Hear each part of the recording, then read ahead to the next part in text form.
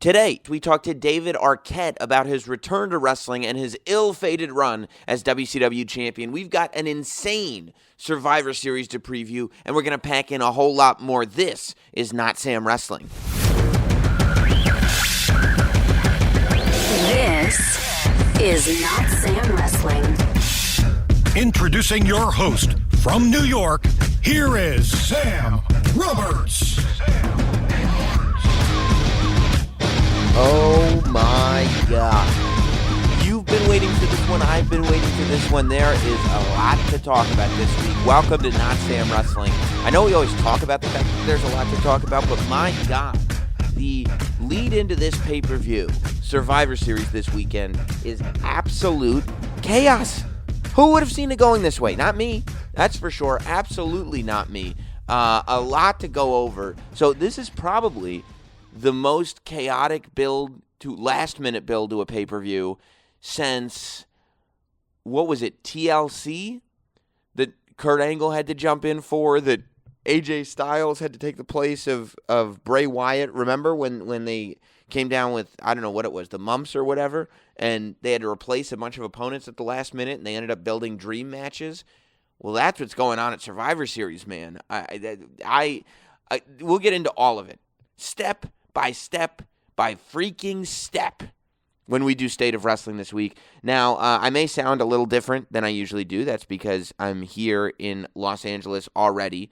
I'm in a hotel room doing this, away from my precious Notsam studio. That's because Jim Norton and myself are doing our SiriusXM show out here for the week as we lead into Survivor Series, and I'll be there, of course, this weekend for all that and for the art show that they're doing at Galleries 1988, and I've got my Chalkline NWO track pants, and I'm ready to go.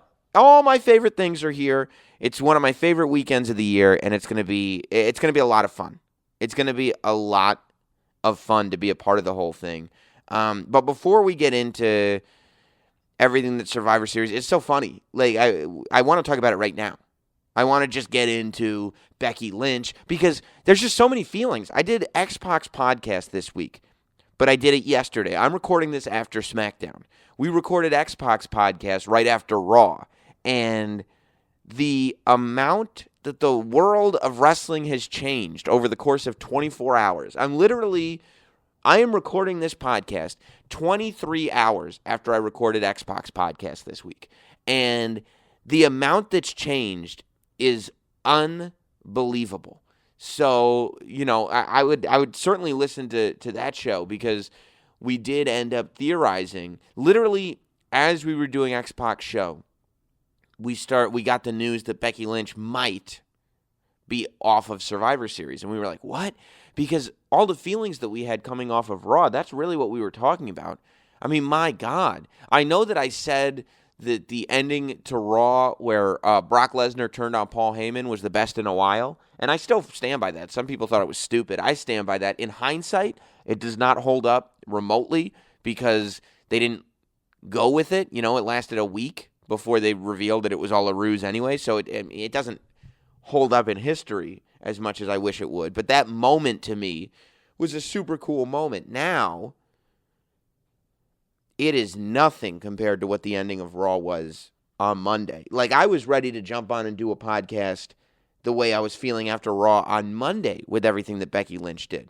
Now, with everything that happened throughout the day on Tuesday and all the news, then Smackdown comes on and completely reshapes Survivor Series. I mean, my God.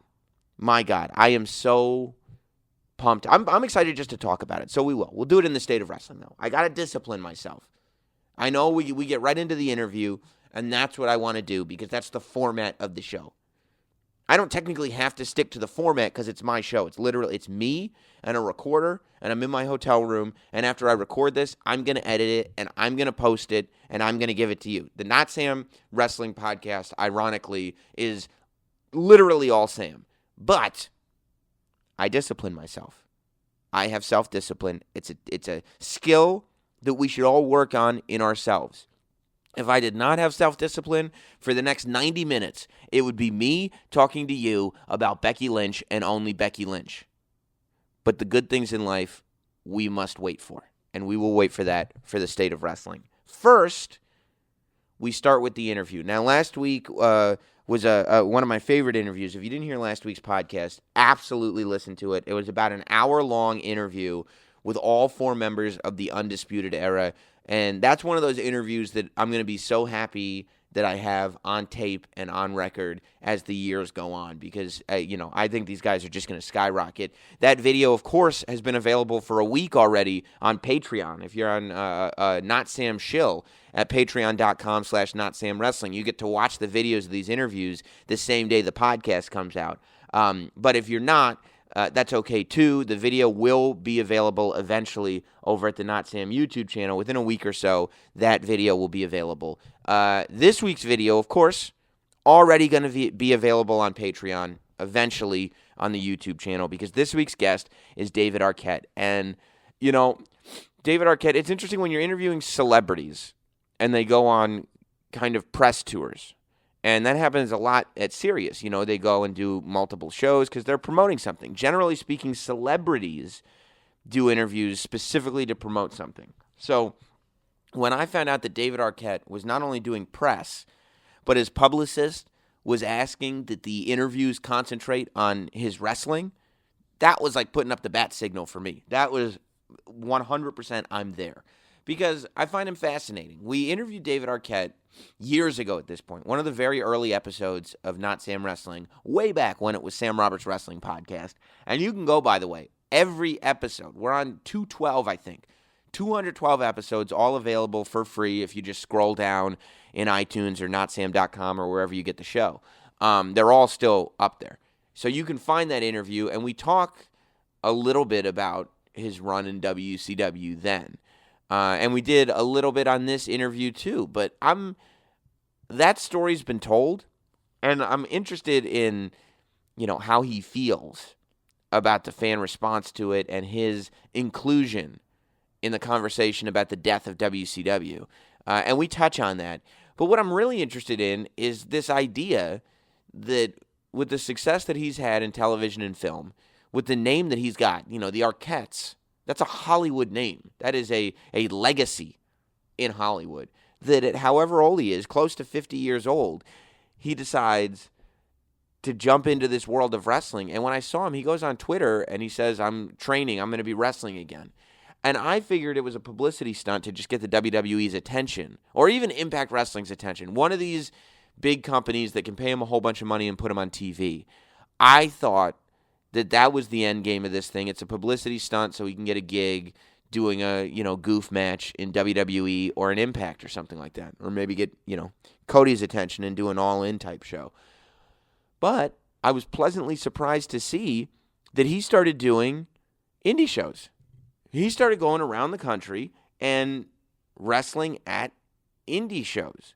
And it wasn't just one and done. He was doing a bunch of them. He's done a tag match where he went against Frank the Clown. He's doing a whole bunch of stuff. Now, he's still early in this process. Of course, most people don't train for a couple months and then jump right in a ring, but people are curious. People want to see David Arquette wrestle. He's a big famous guy. I want to see what he's going to do. So that's what he's doing now. And we got to sit down and talk about not only what he's doing, but why he's doing it, and his fandom, and what he wants to do in this thing. A lot of interesting stuff coming from David Arquette, who is my guest this week on Not Sam Wrestling. The Not Sam Wrestling interview. David Arquette is here. Welcome, man. How are you? I'm good. How are you? I'm great. You look like you're in good shape. Is this wrestling shape? This is wrestling shape, man. I guess so. It helps. What? I lost 40 pounds in 4 months. Did you really? Some DDP yoga and some jiu-jitsu, boxing, and then wrestling training with Peter Avalon. He's my trainer and an amazing wrestler, indie wrestler. Do you know Peter Avalon? I don't think so, He's actually. incredible, bro. He's going to pop. He does a lot of bar wrestling. He does championship wrestling from Hollywood. Oh, yeah. Championship wrestling from Arizona. He's amazing. PPA all day. He's just a great heel and amazing wrestler. And then he's got a tag team with Rhodes.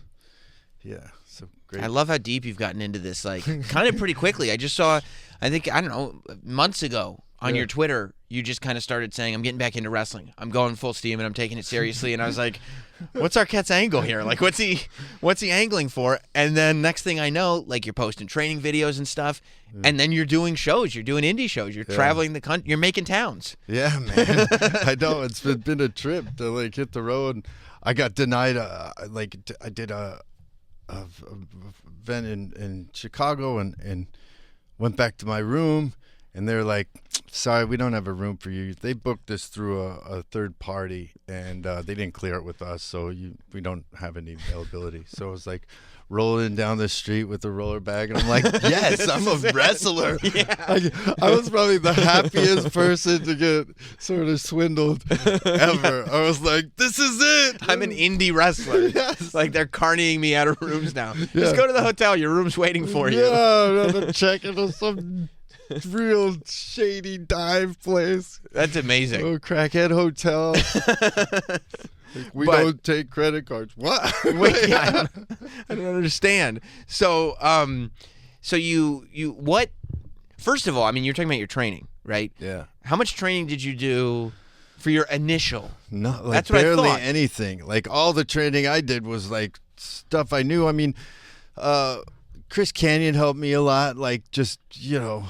But That was I'm more still movie not stuff, good at though, hitting right? the ropes. I'm still not good at doing my rolls. I'm still not good at doing the international spot. And, like, I'm still learning all that. I'm trying to get it, like, so it's a little more second nature, but it's not at all. Everything's, you know, I'll grab someone by the right arm instead of the left. And, you know, it's just stuff that I'm learning, but I'm, you know. It takes years, right? It takes years. Yeah. And it takes your body, like, getting used to, like, getting slammed down, and my body's old. I'm 47.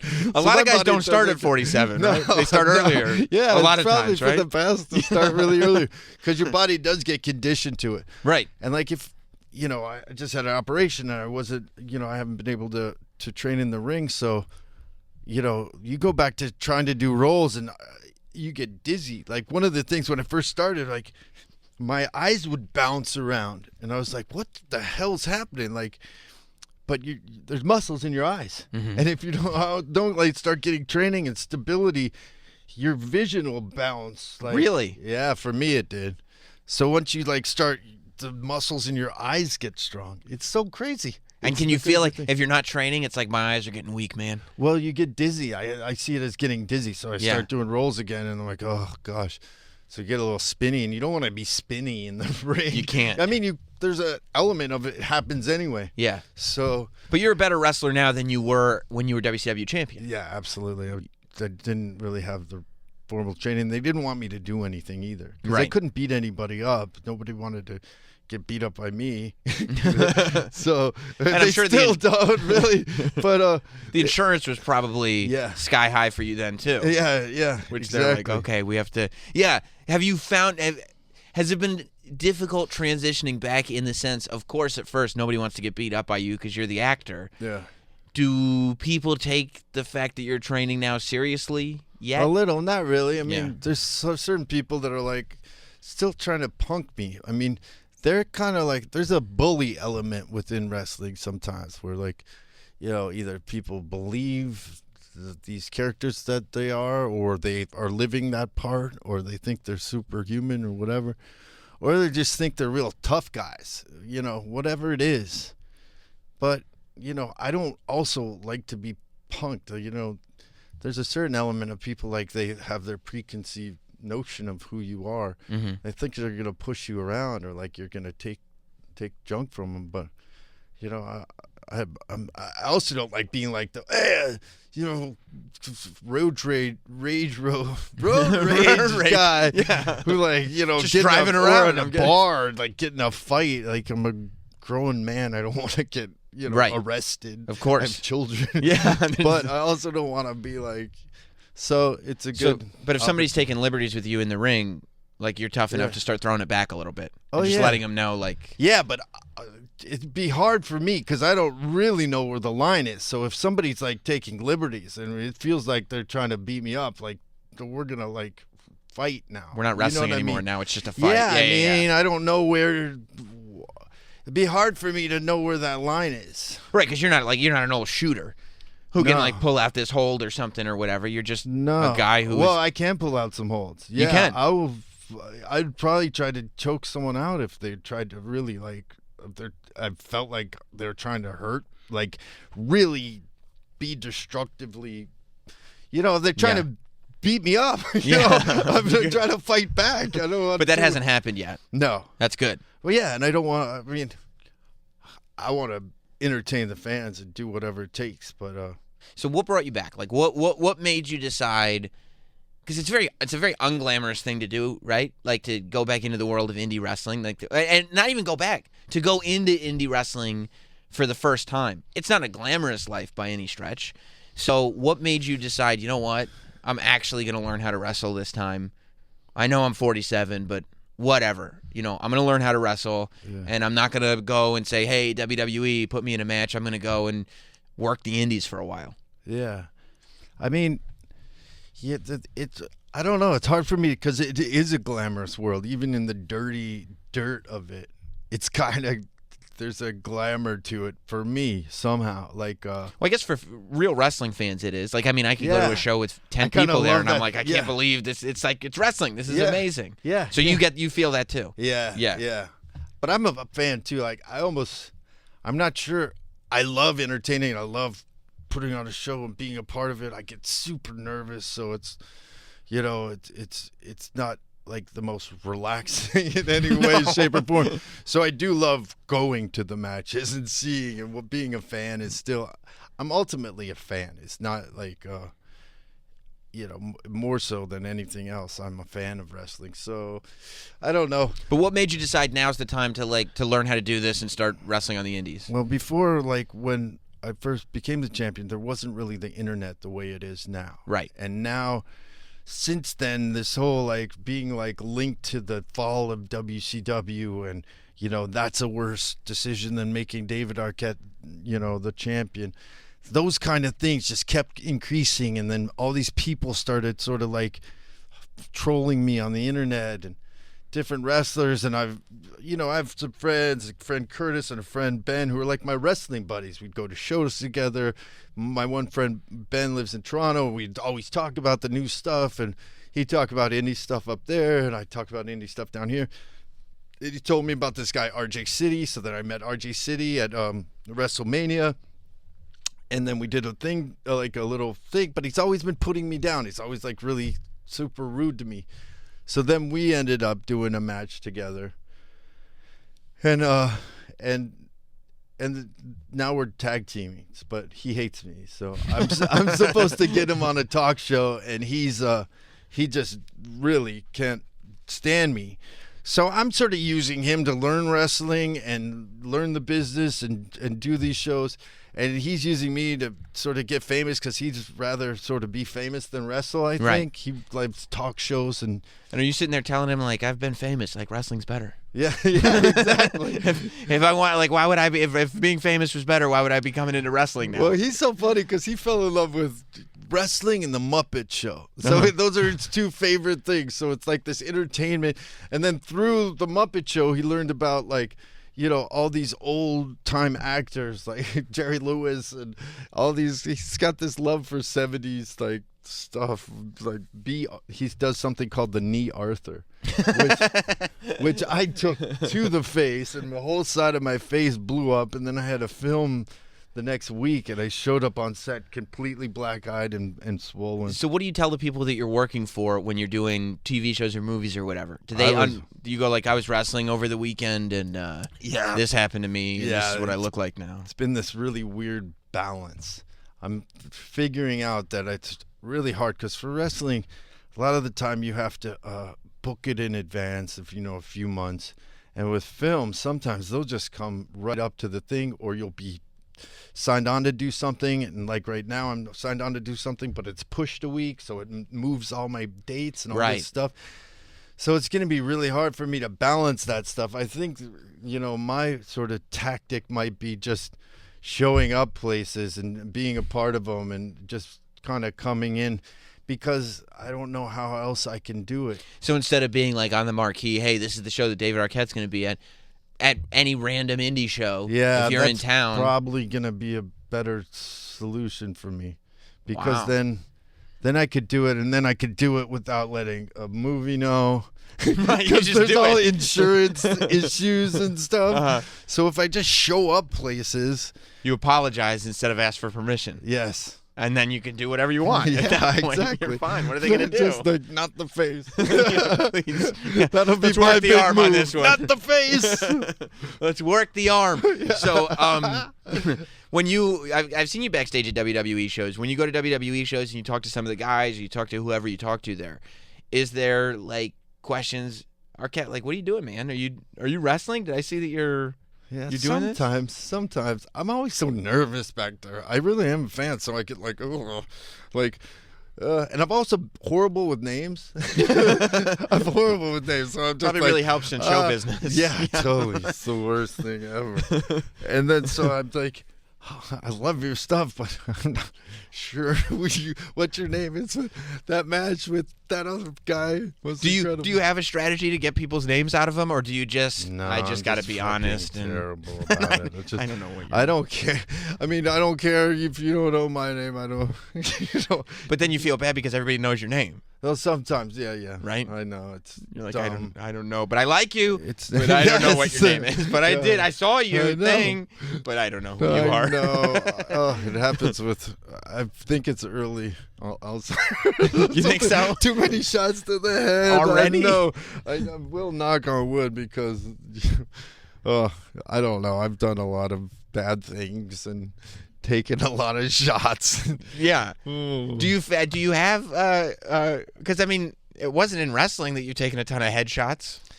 Just in your personal life. Just my personal life, and I don't know. I'm a wrestler at heart, I guess, because when I used to get into like crazy arguments, instead of like, smashing something, I would usually put my head through a window, or that's not that whole thing. okay. That'll catch up with you. That like jumping out of cars, just for kicks. Right. Don't try that at home, but yeah. Right. And that is this kind of stuff is just horrible. Like. Is this when you were like much younger, or is throughout the car life? crashes, Just all of it, just like I've had, You've had a lot of collisions. yeah, I've got scars everywhere from that.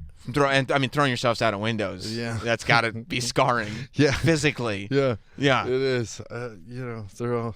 How do you explain that one away? Like when you go, to whoever the plastic surgeon who's sewing you up?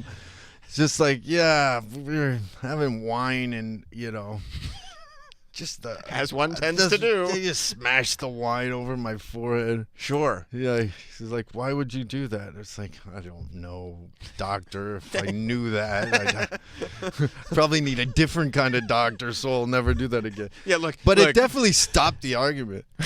Yeah. Like once you're like severely bleeding, Right. like nothing stops an argument like that. Yeah, Doc, you're here to make me look normal, not to make me feel normal. Don't worry about you're not the why guy, okay? You're the how and the fix, and that's it. Yeah, exactly. So- but I stopped doing that after that one. That's good. That was when the bottle smashing? I believe so. I see. Yeah. I see. So I mean, I might have taken a few doors. Yeah, I guess that's one way to pick like sturdiness. Those cheap Home Depot doors, you could probably put a head completely I don't through. think there's enough doors in wrestling. I mean, Yeah, they go through tables. No, curse all you want. Tables all the time. There's so many more options. I got to tell you something. On the East Coast Indies, Yes. I don't know if this is just East Coast, because over here, especially like out in Jersey, Yeah. they use doors all the time. Oh, that's doors are awesome. the new thing. I think they're Oh, cheaper good. than tables. Yeah. But like if you go to indie shows, like the door is the thing now. And Yeah. I don't know if they break easier, I love it. but they break differently. Yeah. Some of the guys have said that you have to Go right through a door, huh? right, and they'll splinter, Yeah. so they can suck sometimes. Yeah. But I mean, but a lot yeah, of things and I guess suck. I mean, this probably is one thing I've learned. Tell Like, me. there's certain things you don't know what they mean until you start training, get in the ring. Wrestlers always say something sucks. Mm-hmm. That's not what that means. That means it hurts like hell. Right. Or Like, it really leaves a mark, or you shouldn't do that. like to just normal folks, if you go, that sucks, it's like, oh, I was going to eat this banana, but I dropped it. That sucks. Wrestlers never say something hurts. No. You know, they're like, there's this toughness about it. So they'll say it sucks. So I found out what sucks means. Really, Right. Like certain things suck, and like somebody so, like, if says you an go- open hand, like the one little clip where the guy says wrestling's fake, and the guy said, "Wow, is that fake?" Oh, Dr. D Yeah, did when he hits Dr. John D. Stossel in Yeah, his ear. John Stossel. That's just an open hand Yeah. slap. Yeah. Bad. Open hand slaps are no joke. They suck. Yeah, they suck. So they now- really suck. Now, next time you go to the hospital and you're like bleeding because you threw yourself out of a window or something, what's your pain threshold on a scale of 1 to 10? I think I have a good pain threshold. This sucks, sort I would of. say. Yeah, exactly. Not really though, because I threw out a rib or something. How do you throw out a rib? You land. I mean, I've heard wrong of breaking and stuff. ribs. I've never heard of throwing out a rib. They're bones, your you know? rib could be out of place. Wow. It's sort of, it feels like something's broken, or every breath you take is like, and it was in the back, and I didn't know what it was, and I got an x-ray, and there was nothing. So then I was complaining about that a lot when I first started training, because your body does have to get sort of used to falling and stuff. Yeah. And then, I threw up a couple of times, like training with Peter Avalon, and I've trained with a couple other guys, but then I went down to Mexico and I did a planche off the top rope, and I did it wrong. I was supposed to go crossbody, and I was coming in this luchador kind of like soccer headbutted me just to help stop me. Yeah. Because I was going over him, and he was like, did it but it landed right. But he caught you with his head, though. Yeah. Yeah. And then I was like, oh, I was really like, it was hurting like crazy for weeks. And then I got it x-rayed, and they're like, no, it's probably just broken cartilage or whatever. And then I did my first match with RJ City. And Right. I was just in so much pain. I couldn't believe how painful it is on the body, the wrestling. And You're like, I don't remember it hurting this much when I was the champ. yeah, I never had to take bumps like this. So then I go and we go on vacation, and it's like the holidays or something, and I go, I gotta go to the hospital. So I had an MRI, and they finally found, because it was right under some area right here or whatever, where Like I had in your 3 pec broken region? ribs. Yeah, right here. So they saw it in an MRI, but not an X-ray. So But what do you do for that? You just kind of have to yeah, you just sit with it. sit with it. Pain management, which is a whole other thing. So you have to take these things that totally then depress you. So I mean, then I started drinking a lot, so I had to stop drinking. I had to stop, So you're on any the pain pills. medication, and it So depresses now, you, like, and then you drink, and then you're breaking bottles again, and you're like, No this kidding. isn't the life that I want to lead anymore. No joke, it is exactly what happens.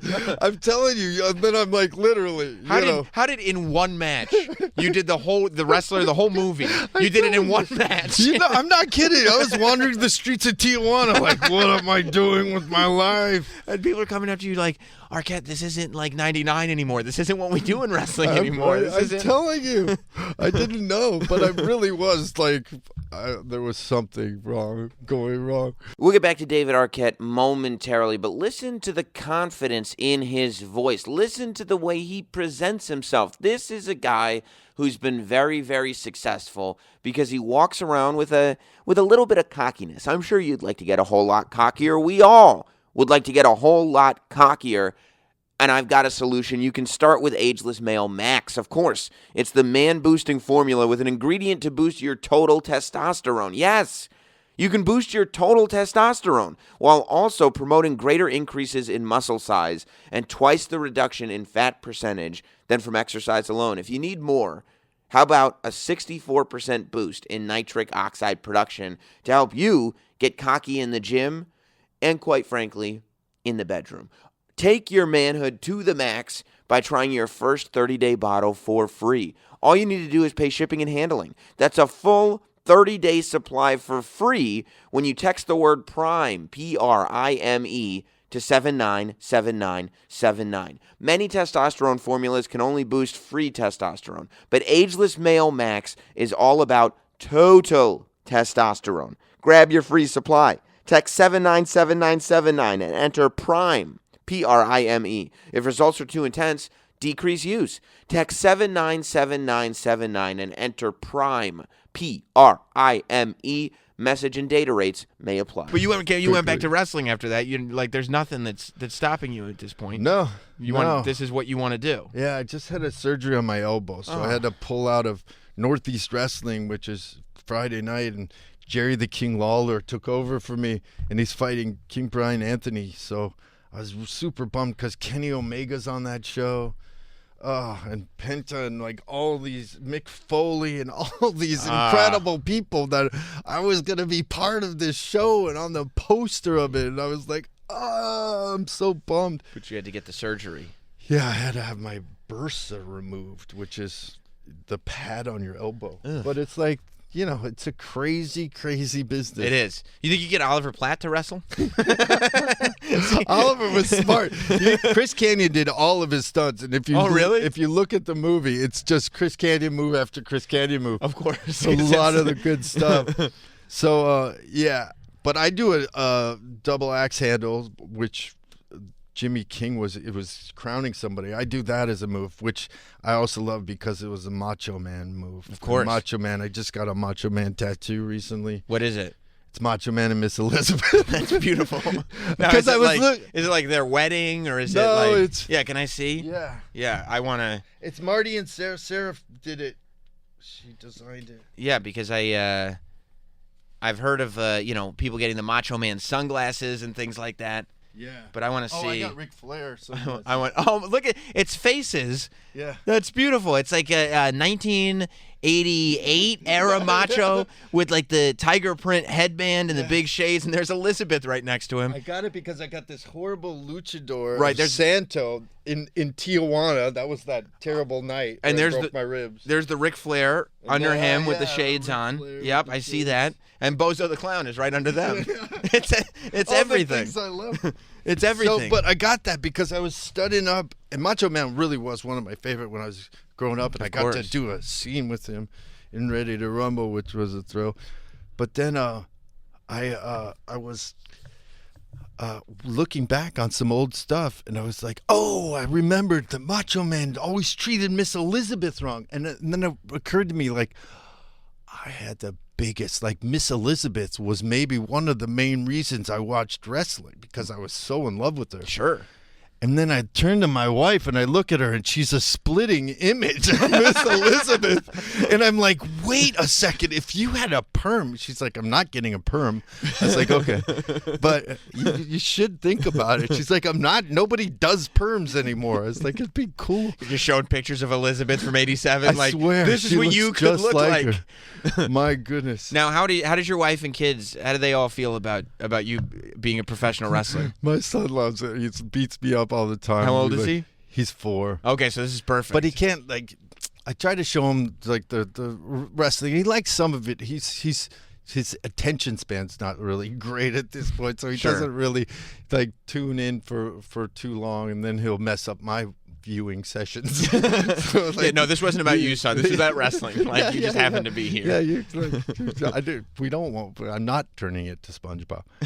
Yeah, we're actually watching wrestling. Yeah. This is not. And then my wife comes in and is like, no, he shouldn't be watching this. I was like, come on. Yeah. You're like, honey, this is actually my match. I don't know. This is actually me. This is what I do. Yeah, he got really upset when I did play back the match, and he's like, you lost? It was really sad. Yeah, you haven't smartened him up yet. Yeah, but then he met RJ, and then he was like, started becoming an RJ fan. I was like, whoa, that's the guy who just beat me up. Right, you don't want to. Is there anybody in the landscape that you're like, I want to have a match with that person? Yeah, Cody Rhodes. I want to beat Cody Rhodes up. You want to have a match with Cody Rhodes? Well, yeah. I mean, I think it'd be great. Come on, I mean, his dad and me, held the same belt. Oh my God. Yeah. Of Yeah. all the If horrible, that's- disrespectful things Yes. you could possibly say. Yeah. You're saying that you want to fight Cody Rhodes because you and Dusty were both Yeah. champions of the Well, world. that's the problem. That's what they said. I disrespected this belt That's so right. much. That's right. They did. A That- lot of people did. I'm sure Yeah. I've been on record saying it at one point or It's all another. right. You're forgiven. But the idea behind all this is to like get some respect. I mean, Put some you know, respect on yes, your name? Yes. Yeah. Put some respect on my name. Right. Right. So that if that's what it's about, and Cody's a great wrestler. He's one of the greatest out right now, but he always cheats. He does always cheat. You Yeah. don't cheat. If somebody cheats first, Right. You'll respond to it. I could. Yeah. Yeah. No, I mean, I'm not opposed to clocking someone as Right. hard as I can if they're gonna try to beat me up, like terribly But you're ready. or maim me. You want to fight a Rhodes. Yeah, I want to fight Rhodes, and I think I want. Part of like the thing behind this is I want to get my wife to be Miss Elizabeth, so I want her to dress up, So that way so she can Cody come can come out with Brandy. Yes, and I can come out with Christine. I mean, she's a gorgeous girl. But here's the- she so- was a reporter on Entertainment Tonight. Wow. So when I cut promos, I want to say, I got my own reporter. She's a professional from Hollywood. Thank you very much. Get the mic person out of the way. Arquette, Yeah. please. And then she'll do a I love it. real deal. I love it. So does that mean you come out in some kind of like Macho Man themed attire? That's another thing. If I've you do- always dressed really stupid and crazy. And then I was sitting there and I was like training, and I own a Macho Man stage worn costume that I wore to Burning Man. I walked around. Which and one is it? What does it look like? It's a neon, and it's like checkered neon, and it's got big fringe. jacket? And it's a jacket. It's got silver Macho Man. And I walked around Burning Man, and I gave out Slim Jims. It's like, oh yeah. And people were like, didn't really know what to take, because This it's is kind too of much like at Burning Man. there's like, I was like kind of crossing some advertisement rule with the actual and like half of them are vegans. They're like, I don't want a Slim Jim, but I'm going around like, oh yeah, just fucking living the life. So yeah. So then I'm sitting. So sometimes I buy like old wrestlers kind of tights or something Yeah. off the internet or something. I've got a Goldust outfit in my basement. There you go. Full Goldust outfit, like a Yes, bodysuit. That's yeah, what I'm absolutely. talking about. Yeah, yeah. So then I'll like sometimes wear them to train, and then people are like, you don't. You really wear have to. wait. You wear like the old tights that you bought on eBay or whatever, like Sometimes. old wrestlers' gear. Yeah. And you'd be like, oh, I could train in this. Yeah, but I mean, it's I like clean it. But you don't even. So whose tights have you trained in? I don't know. Like some of them are just like indie wrestlers. So like one was orange and black stripes. Probably Taz's singlet or And something. sometimes there's like a Macho Man knockoff. Oh, you know what I okay. mean? You can train in a Macho Man knockoff. Yeah. Yeah. And then and sometimes I'll take them and then add to them and then make them my own. So that I feel like if you really want to get heat, yeah. you saying what you just said about, well, me and Dusty held the same title, Yeah. then coming out as if you're Randy Savage Yeah. in a match with Cody. Yeah. I mean, I don't see how one fan could cheer you. It would just be boos everywhere Oh, in the best possible way. really? I think so.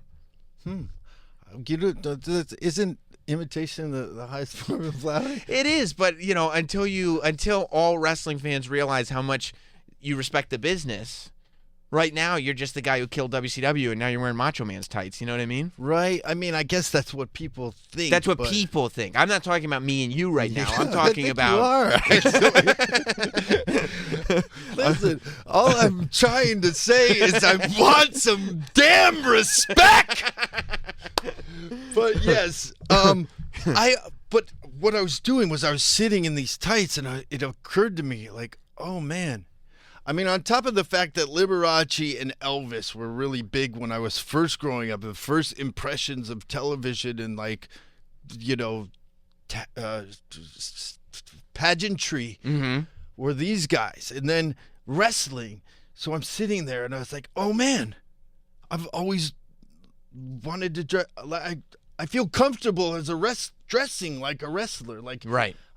I always go to like Comic-Con and I see like a stormtrooper giving coffee. I'm like, why can't we do this all the time? So you guys, you want to cosplay everywhere. Yeah, but not even cosplay. Right. We're not playing anymore, people. We're living this. I'm taking the identity. No. I'm not pretending to be a stormtrooper. I'm a goddamn stormtrooper. I'm telling you, because sometimes I like to be a cowboy. I was born in Virginia. Yeah. And if I want to wear a cowboy hat, and then I'll wear cowboy boots with it, and I like Wranglers and lead jeans. And maybe some chaps. And a boot cut. Well, chaps. That's a little much. I did find these red, white, and blue striped chaps. Whoa. I swear I've been thinking about them. They didn't quite fit, but that's a quick alteration.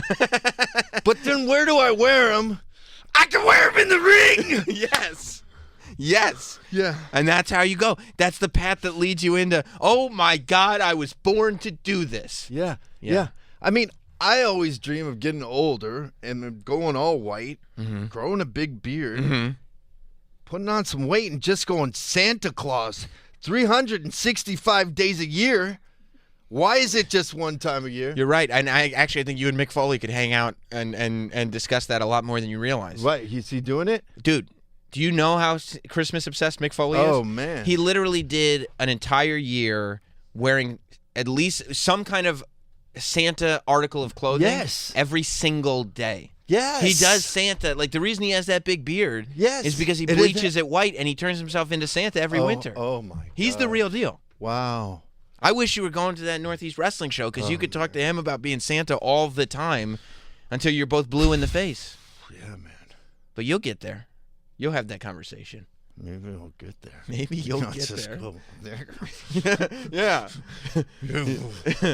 I love Jerry Lawler. I mean, that guy. And there's everything he did with Andy Kaufman it's amazing. Inspirational for me because it's like, this whole sort of weird, dope world of like craziness. Right. But for now, you wrestled Frank the Clown. I did. I know that. Yeah. My match with Bryan Anthony was no joke. It was good. I took the heat, and it was insane. You're proud of it. I mean, yeah. Yeah. I live to tell about it.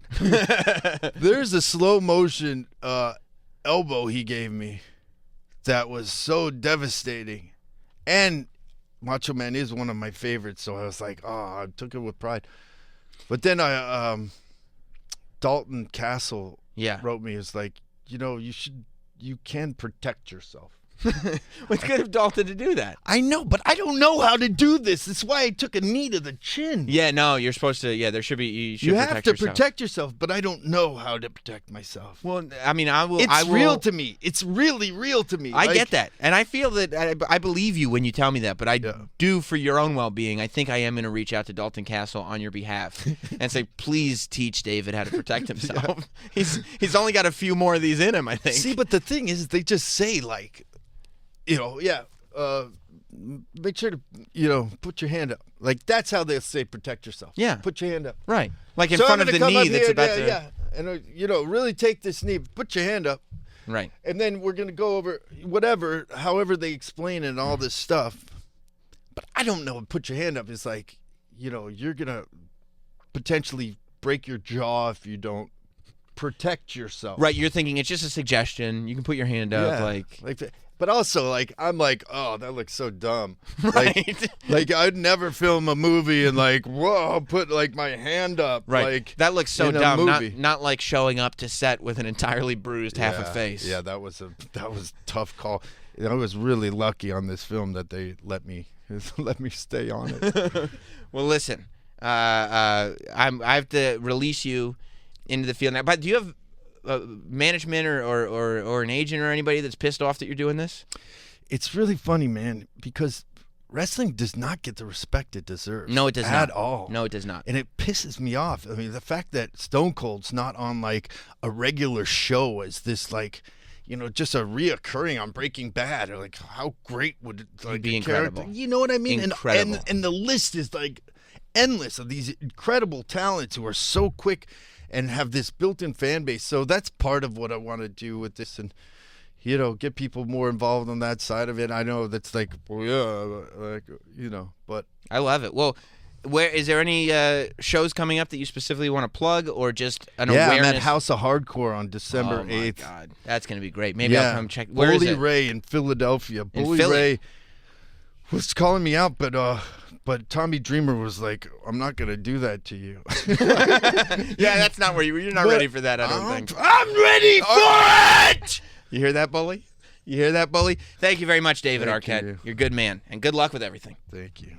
Thanks to David Arquette for being on the show. You know by now that there are so many amazing things happen that we all want to be a part of all the time, especially in this world of wrestling that we all watch. I'm in Los Angeles now, but you guys, TakeOver's happening on Saturday, Survivor Series on Sunday, Raw on Monday, Smackdown on Tuesday. We all want to be there, and for some of us, the reason we don't end up showing up is because buying tickets online can be such a hassle. That's why I recommend to you SeatGeek. SeatGeek has been such a loyal sponsor and supporter of this show.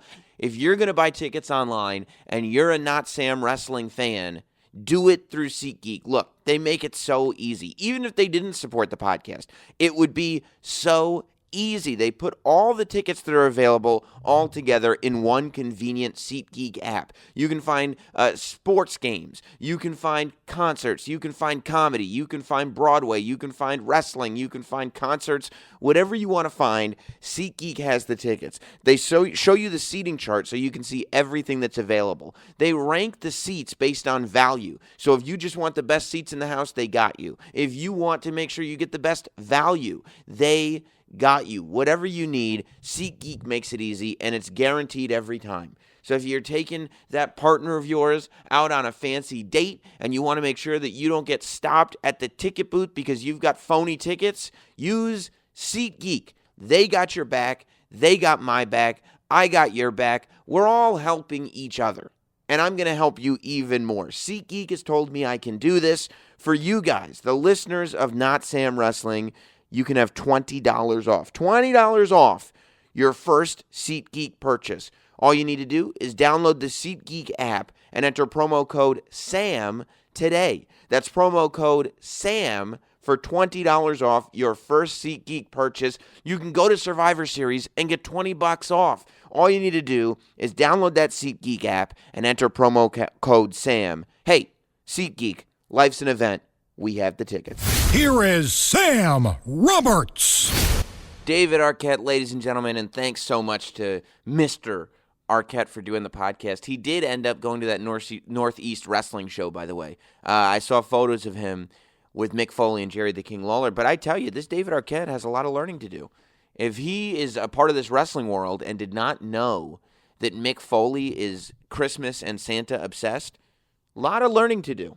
I wish he should be listening to old Not Sam Wrestling podcasts. He should be going back and listening to all the wisdom that gets dropped in all the interviews that we do with all these sports entertainers. There's a lot to learn, not the least of which is Mick Foley's love not only for Santa, but as we learned a couple weeks ago, female singer-songwriters, which, as we learned, Mick Foley and I have in common. But he was at the show. You know, I saw him tweeting photos with Jerry Lawler and Mick Foley and I think James Ellsworth too and all those guys. So it looked like it was a really fun show. I haven't been able to check out Northeast Wrestling, but I always get so intrigued because they put up these lineups. I mean, they load those shows. So at some point I plan on getting out there. It just seems like a cool time. It seems like a fun time. I do wonder, you know, I thought it was great that he actually had something specific in mind when he shouted out Cody Rhodes specifically, that he wants to wrestle Cody Rhodes. Now, I, like you, thought it was the ultimate disrespect for David Arquette to say, hey, me and Cody's dad held the same title. I mean, to go from a guy like the American Dream Dusty Rhodes that's influenced so many people, that defined the NWA Championship for a period of time, that was the face, the good guy face of the NWA for such a long period of time. To see David Arquette compare himself to the American Dream, oh, it is the height of disrespect. But that's why I think people may pay money to see Cody Rhodes beat him up. So maybe that's something we'll see in the future. I hope so. I don't think that it's a all-in headlining bout, but I would go to see a Northeast Wrestling show and see Cody and David Arquette duke it out a little bit. David should probably get a few matches under his belt first, and Cody's got to heal up. I guess he's injured. But at some point, I don't think the match would be over-the-top spectacular, but I would like to hear the back and forth. I would like to hear the promos. I'd be interested in the story that unfolded between those two guys. I think there would be something there. Something. Okay, can you give me that? Maybe I'm just being optimistic again. I tend to be optimistic. Some people say I'm shilling. I'm just being optimistic. If you want to shill, though, you can become a Not Sam shill over on Patreon. We do at least 2 bonus episodes a week. I actually just dropped this week. If you guys don't know, the first tier, $4 a month. You're getting 2 bonus shows a week. You're getting the podcast early and ad-free. It's a hell of a deal. Second tier, you're getting all the video stuff, the State of Wrestling on video every week. You're getting the interviews early. You're getting all kinds of stuff. Q&As. It's a fabulous, fabulous community that we're building. And, of course, everybody in that Discord room, every tier of Not Sam Shill gets access to the Discord room. And that place is amazing. But I uploaded this week the captive audience show where I showed my dad WrestleMania 9. WrestleMania 9 was the first WrestleMania that I remember watching with my dad. I remember watching WrestleMania 8. I don't remember that my parents were in the room the whole time. I remember watching WrestleMania 7, or at least I remember watching the build to WrestleMania 7. I remember, I was 7 years old at the time. I remember, the build-up, the Iraqi stuff, the Sergeant Slaughter, the Hulk Hogan stuff. The first pay-per-view that I remember watching start to finish live, that I really remember, is SummerSlam 91. That's the first pay-per-view that I remember watching. The first build that I remember is the build towards WrestleMania 7. So 91 is where it all starts to kind of form for me. Before that, there are bits and pieces here and there, but you're a little kid. You don't really know. My parents weren't into wrestling. So it's not like as a 6-year-old, my parents are buying the pay-per-views and I'm getting to watch them because they didn't care. They weren't into it. I had to be old enough to actually say I need to watch these shows. And that was 1991. That's when I was finally old enough to speak for myself and be able to do this. But what I really remember was sitting in the TV room. It was like something out of All in the Family. Sitting in the TV room in my house in New York, watching WrestleMania 9 on pay-per-view with my mom, with my dad. It was the first pay-per-view that I remember being a full family affair. And WrestleMania 9, I, for the longest time, looked back on it with such fond memories. And that was probably because I was watching with a nostalgic lens. Because I remember when I got older, it was the first time people were like, that's one of the worst WrestleManias of all time. And I'm going, what? Worst? What about the 2 doinks? And they're like, yeah, that's the only good thing that happened at that WrestleMania. I go, what? Macho Man in the Macho Tuxedo? Shawn versus Tatanka? Razor versus Bob Backlund?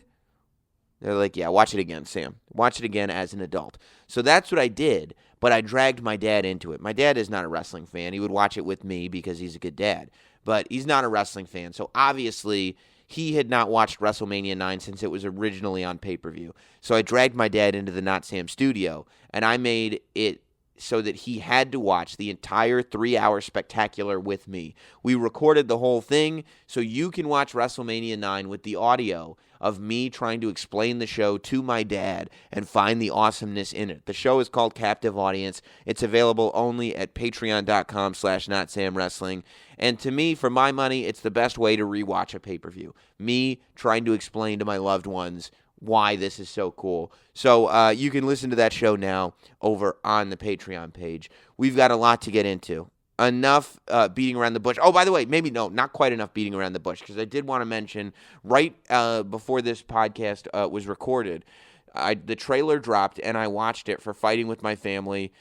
It seems like, first of all, the fact that Stephen Merchant wrote and directed it. I don't know if you guys are familiar with Stephen Merchant, but he rose to fame on The Office, the British Office with Ricky Gervais. but he's a hilarious dude. You know, I've interviewed him on the radio a bunch of times. I had no idea that he had any affinity for pro wrestling. I don't know if he does have any affinity for pro wrestling. It might be one of those things where he just had an affinity for this story. But, I mean, it really seems like there is a strong emphasis on pro wrestling in this thing. I mean, there's arenas, there's stuff shot at the Performance Center, but it's really cool because it seems like they did it right. You know, The Rock is a producer on it, but he's also in the movie, and he's playing himself, which is great. He does The Rock stuff, he does promos and stuff like that, but they have, for instance, shots at the Performance Center where they have the actress playing Paige. Fighting with My Family is the story of Paige coming to the WWE, and that's becoming a major motion picture. But they show Paige and her brother in the film going to the Performance Center, and it's really shot in the Performance Center, and you see the logos, and you see the WWE thing, and it's not, like, cheesy. But the guy running the Performance Center is Vince Vaughn. So, Vince Vaughn, the giant Hollywood celebrity. So, you know, it's really cool to see that we're embracing. And the only other thing that we've had even close is the film Body Slam, which is the most accurate portrayal of pro wrestling in film. I'm just kidding. If you haven't seen Body Slam, you got to. It's the best thing you'll ever see. Maybe we'll do a captive audience watch-along show for Body Slam. I just love that movie. But The Wrestler is, of course, the other movie that people bring up that made Hollywood kind of take wrestling seriously for a moment. But The Wrestler is the story of a down-on-his-luck, washed-up wrestler. The Wrestler is a sad story. I'm trying to think of the. I can't think of the phrasing that I'm looking for. But it's a story that you're supposed to learn from. You're not supposed to mimic the Mickey Rourke character. You're not supposed to be like Randy the Ram. You know. It almost, while it makes wrestling be taken a little more seriously, it makes it seem like a really sad business. Whereas Fighting with My Family, I think, still takes wrestling seriously, but it's a happy story at the end of the day. I think. I don't know how the movie's going to be told, but I watch Paige on Smackdown and she seems happy. So it seems like it would be a happy story. So I'm really looking forward to seeing it, and I'm really looking forward to WWE and wrestling being shown in film in a positive way, and in a way that this is a place where dreams come true. And what's great is that what Paige is doing now is so good. And I'm really glad that she's doing it now, not just for the sake of Paige, not just for the sake of the product, but now for the sake of this film. Because otherwise they could have done a really sad thing like the end of Beyond the Mat, which is this great documentary, but again, looks at wrestling a little bit as a more sad thing. And that was happening in the late 90s when wrestling, quite frankly, was, if you looked at it realistically, a little bit more sad. But, you know, they follow draws around in that movie. And at the end of the movie, they had to do a text screen where it talks about how he's paralyzed. Now, they could have had to have done a text screen at the end of this movie where you all feel good because Paige's dream comes true and she wins the championship and blah, blah, blah. But now she can't wrestle anymore because she hurt her neck and her career was ended and blah, blah, blah. But the fact that she's the general manager now means we still get to end the story on the upswing, which I love. I think that that's great. And, of course, Thea Trinidad, a.k.a. Zelina Vega, has a cameo in that film as well before she had become Zelina Vega and been put in a role where she has the potential herself to take the world by storm. So lots of good stuff going on, and I can't wait to see that film, but what I really can't wait for is to talk about Survivor Series. Let's get into it. Ladies and gentlemen, it's time for the State of Wrestling. It's now time for this week's State of Wrestling. All right, so let's get into it. State of Wrestling time, again, coming from the hotel room here in Los Angeles, California, the site of Survivor Series 2018, and we're going to get into Survivor Series, of course, but I think that I don't think we can do our traditional State of Wrestling format this week because the top 5 stories are just Survivor Series, right? That's all we want to talk about. There's a couple things, I guess, before we get into Survivor Series, we can mention, because I keep like a note on my phone.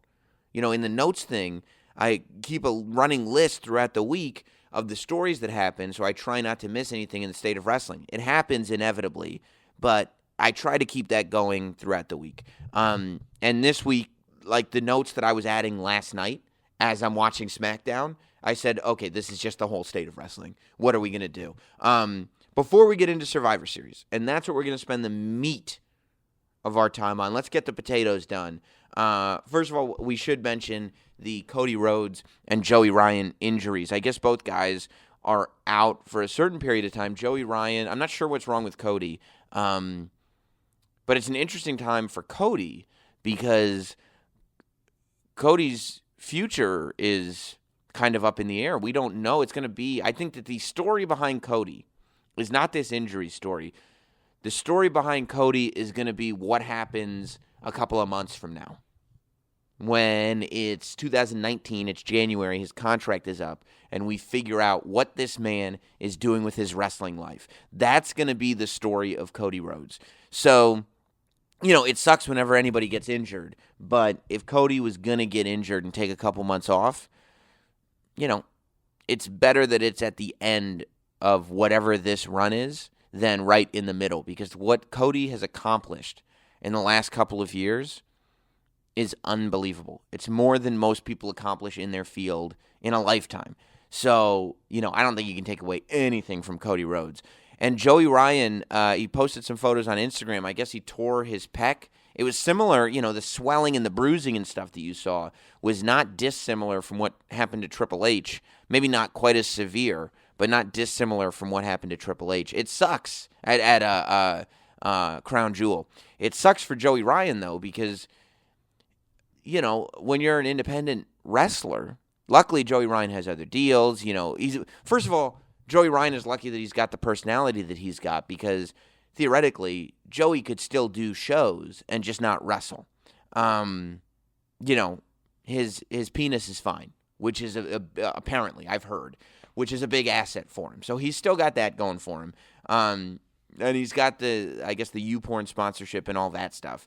So, I think that that's good. And I believe he's one of the guys in charge of bar wrestling. So I'm sure he's still doing stuff behind the scenes over there.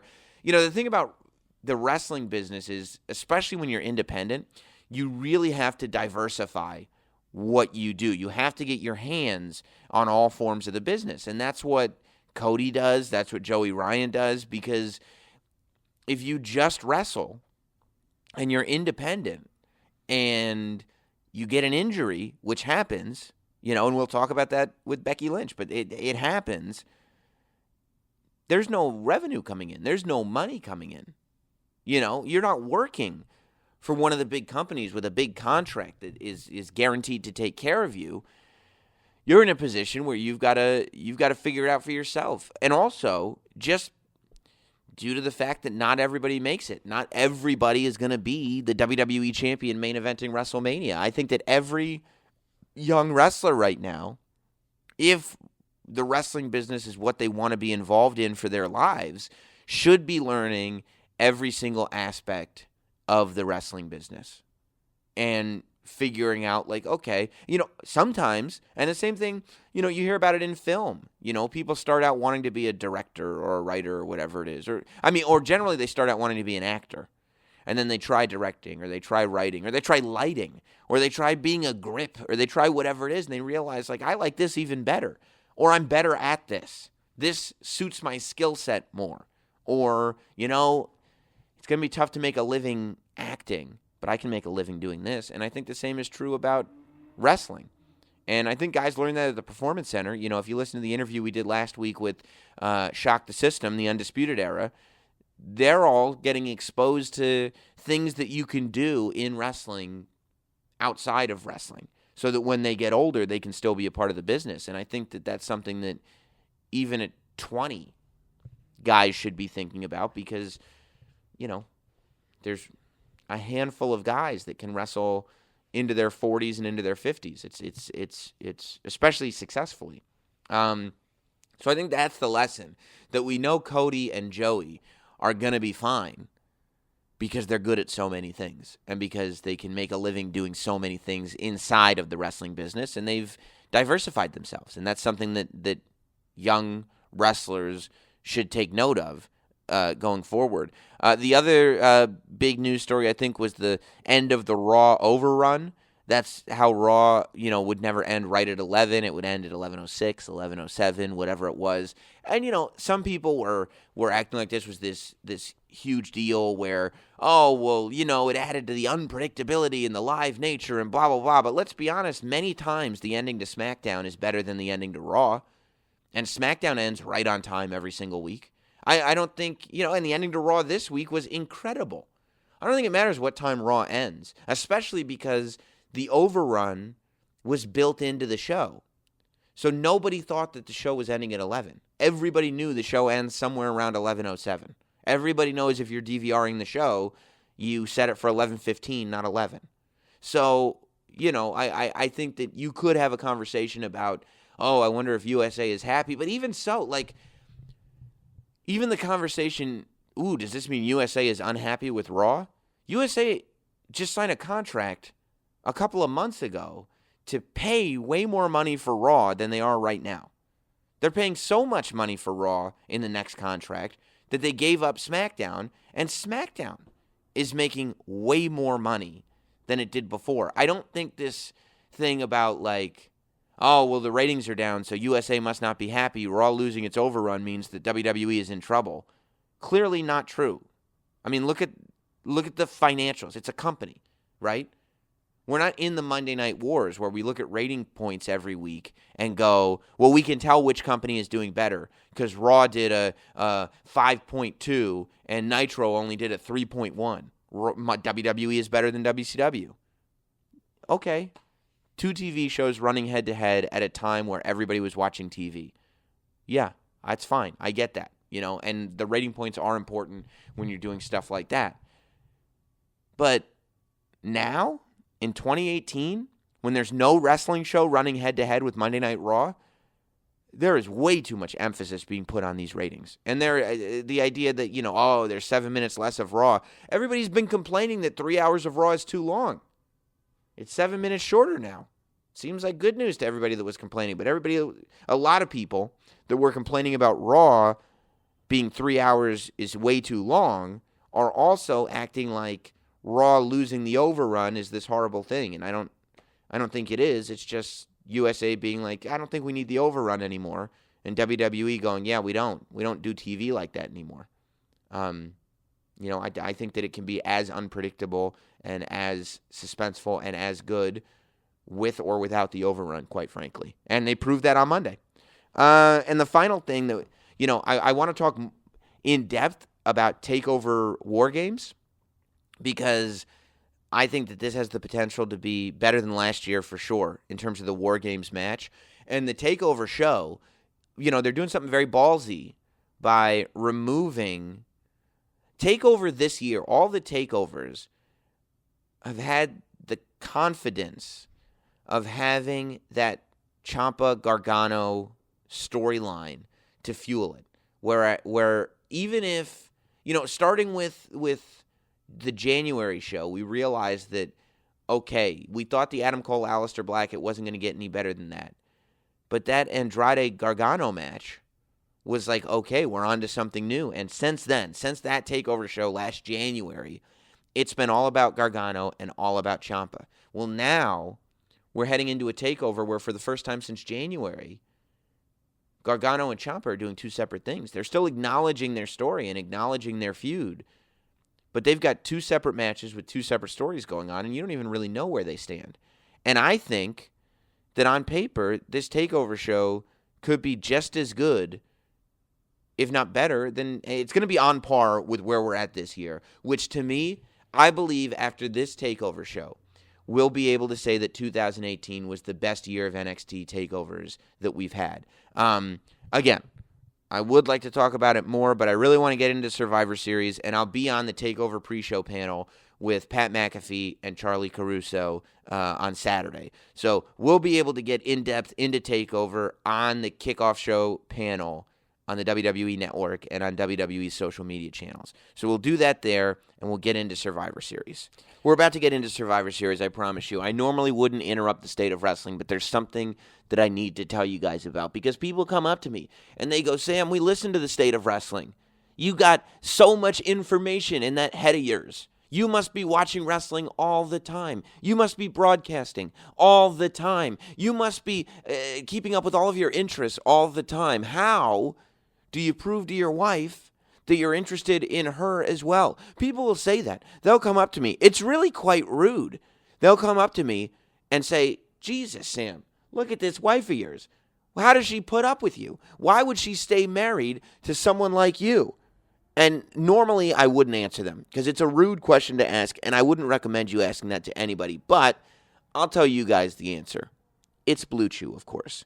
Blue Chew is the answer. Blue Chew is how I am able to go at a moment's notice. That's how my wife knows that I'm interested in her. Because she goes, Sam, could you come here a second? I'm ready to go. She's like, I wasn't even asking for that. I want to know what you wanted for dinner. And I go, well, Jess, I'm ready to go. And it's all because of you. But really, it's because of Blue Chew. You can increase your performance and get that extra confidence in bed by going to BlueChew.com. That's blue like the color. And they bring you the first chewable with the same FDA-approved active ingredients as Viagra and Cialis. That's how you know they work. You don't even have to take my word for it. There's biology in all of this. There's science here. You take them anytime, day or night, full stomach, whatever you want, and since they're chewable, they work up to twice as fast as a pill. That's how somebody like me is ready whenever the opportunity arises. I don't miss opportunities, folks, anywhere in life, and Blue Chew helps with that. It's prescribed online, shipped straight to your door. There's no awkwardness. There's no doctor's visit. There's no nothing. And it's made in the USA, and since Blue Chew prepares and ships direct, they're cheaper than a pharmacy. So, listen. I've got a special deal for you, okay? You want to try it for yourself. You want to see if it works as well for you as it does for me. How about I get you your first shipment free? That's right. Visit BlueChew.com and get your first shipment for free when you use the special promo code ROBERTS, ROBERTS. Roberts, all you need to do is pay $5 shipping. That's BLUE Chew.com, promo code ROBERTS. And try it for free. Blue Chew is the better, cheaper, faster choice. Let's get back into State of Wrestling. So Survivor Series. Sunday is Survivor Series, and the build to this show has been absolutely insane. We were talking earlier in the show about how it's comparable to TLC from like a year ago when they had to mix and match the main events because of guys getting sick, but this is an even bigger deal to me, okay? So we started like a week ago with Alexa Bliss and what is being reported to be her concussions. I don't think an official WWE word has come out about it, but the internet has said, and the internet is 100% of the time right, the internet has said that Alexa is not wrestling because she's got concussion issues, and she's not cleared to wrestle. That's why we haven't seen her in the ring in a long time. So the way she was presented as the Raw women's team captain and the person in charge of selecting women for that Raw women's team, I thought that she was kind of going to take a female GM type role. Not to say there's a difference in the GM or female GM, but you know what I'm saying. Like the way she was standing next to Baron Corbin, the way she was dressed, it felt like she was portraying an authority figure. And you know, I mean, with the trouble that Baron Corbin got in from Stephanie McMahon this week at the end of Raw, I think that Alexa Bliss would actually, if she's going to be out for an extended period of time. Now, she tweeted out a picture of Arnold Schwarzenegger saying, I will be back. Probably I'll be back, but, you know, I'll stands for I will. So she's saying she'll be back. Some people have been speculating that she's done, speculating she's not going to be at Survivor Series, speculating this. It's all speculation. But I would hope that she's back wrestling. If it's going to be an extended period of time that she's gone, I think she'd be an incredible GM, especially like in contrast to Paige on SmackDown. Paige is the good guy GM on SmackDown. Alexa Bliss is the bad guy GM on Raw. I just think that it's really cool to see that there are these two women in Paige and Alexa Bliss that are probably right now the people best suited for that GM role. And not the women best suited to be a female general manager, but the two of the people best suited for that role are those two. And it's really cool to see, in my personal opinion. But we've only had four women selected for that Raw women's team outside of Alexa Bliss. So the question is there a surprise coming on Sunday? Is Alexa Bliss going to be cleared? Or is the WWE just kind of hedging their bets, hoping that come Sunday, we will get Alexa cleared last minute and throw her on the team. If not, there's a backup plan. And the backup plan could be a couple of things. Obviously, it could be a total surprise and catch us all off guard. That's always possible. I think the most likely thing, based on Raw, is that either Bayley or Sasha Banks joins the team. Maybe they're put on the team by Stephanie McMahon or something like that. And it forces these 4 women that beat her up to now coexist and create some conflict. And it could be interesting. Although I don't know what Stephanie McMahon's motivation to put her on the team would be, since Stephanie wants the team to win, and if you create conflict within the team, I don't know. The other thing you could do and make it easy is just throw either Sarah or Liv from the Riot Squad on that team. You know, just add another Riot Squad member alongside Ruby Riott to, you know, pan out your 5, and then have Alexa Bliss on the outside. Either way, that was one of the biggest kind of up-in-the-air things. What are they going to do without Alexa Bliss on the women's team? By the way, I support...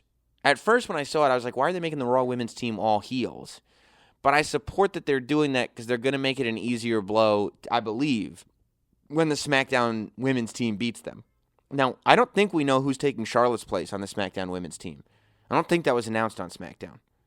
If I missed it, I missed it, but I'm pretty sure that was not announced. Let me see if my lineup on Wikipedia has any answers to that question. I don't think so. Carmella, Naomi, Sonya Deville, Asuka, and TBA, to be announced. So we'll see what happens with the women's team on SmackDown, but I still think that the story behind the Raw team is that they're setting up for the SmackDown women to be able to beat them and just have a little excuse built in so that neither women's team looks all that weak, which is what it is. But that Alexa Bliss story is the smallest of 3 stories that have completely, 2 of which have completely blown up in the last, by the time you're hearing this, 48 hours or so.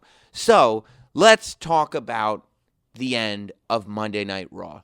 I'm sitting there, and all day on Tuesday, actually not all day on Tuesday, all morning and afternoon on Tuesday, before I read the information about Becky Lynch, I'm sitting there, and I've got this feeling, like every now and then, I watch somebody that is so good at what they do, that has become such a master of their craft, that, like, I get obsessed with it. I just start looking at it. I watch it over and over. I look at the nuance of it. I find myself going, I just want to be a fly on the wall with this person. And there are a couple of people in WWE world I felt that way about. I felt that way watching Triple H do what he does, especially around NXT shows. I'm like, I just want to be a fly on the wall and watch excellence at work. You know, I haven't been at the Performance Center when Shawn Michaels is there, but if what the Undisputed Era says is true, and I have no reason not to believe them, I'd probably get that same feeling. I got that feeling about Becky Lynch on Monday. And that's not to say she wasn't excellent before, but over the last, since August, but it has really ramped up over the last month or two. She very well might be, and maybe I'm just buying into this whole the man thing, Becky Lynch is on her way to being the best wrestler in WWE. And when I say wrestler, I mean superstar, in the sense that I'm not talking about just in-ring work and blah, blah, blah. I'm talking about in-ring. I'm talking about on mic. I'm talking about character. I'm talking about, to me, the best superstars are the ones that make you feel. A good in-ring wrestling match is going to make you feel something. That's why those people are so good at what they do. Not just because you're appreciating their athleticism, but because they make you feel something. You believe what's going on in the ring. Young Bucks, for instance. Like, no matter how ridiculous the stuff that they're doing is, even if you're sitting there going, in real life, that could never happen, you know, the ridiculous super kicks and whatnot, the reason they're so successful is because they allow you to suspend disbelief because they're so good. Because you watch what's going on and you get sucked up into the story of what's happening. So you're almost transported into this world where all this stuff is possible. The same thing with any great movie that isn't 100% based in reality. Cartoons. Toy Story. Toy Story. You're watching computer animated drawings of talking toys, and you expect us to feel some way about them emotionally. Do you know why we do?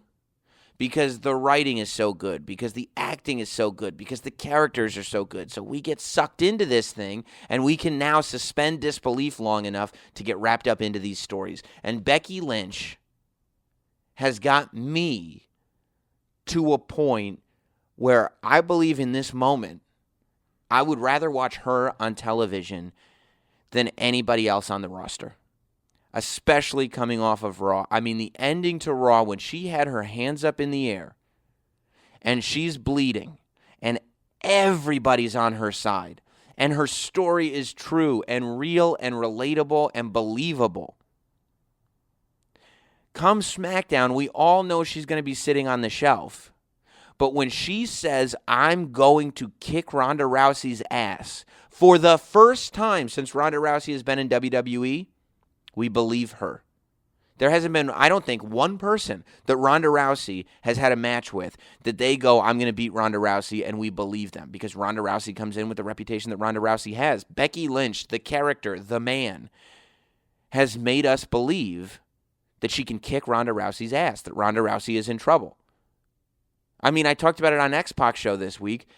The idea that I came off of Raw going, that match has to close Survivor Series. Ronda Rousey versus Becky Lynch is the most anticipated, highly anticipated match for Survivor Series.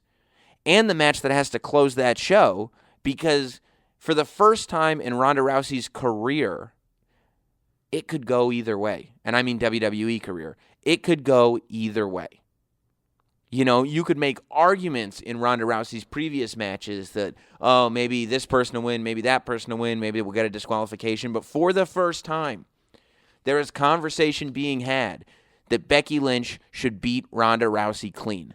That is huge and goes to what a performer Becky Lynch is. And I'm watching, and I saw the Blood from a Stone parody shirts that have Becky Lynch's face on it, and I love that. And I saw Becky 316 and all this stuff, and I love that. But Becky Lynch is not the female Stone Cold Steve Austin. Stone Cold Steve Austin was not the 90s Hulk Hogan. John Cena was not the 2000s, I guess, Hulk Hogan as well, or Stone Cold, or whatever you want to say. Hulk Hogan was Hulk Hogan, and that's why he was so successful. Stone Cold was Stone Cold, and that's why he was so successful. You did not utter another man's name and couple it with Stone Cold Steve Austin. The Rock. You didn't sit there and be like, this is the 1999's version of Superstar Billy Graham. You sat there and said, that's The Rock. You didn't look at The Undertaker and say, that's the whatever version of whatever. That's The Undertaker. Ric Flair stole Buddy Rogers' name and persona, the Nature Boy Ric Flair, and you didn't say that's the 80s Buddy Rogers. You said that's Ric Flair. Becky Lynch is not 2018's answer to Stone Cold Steve Austin.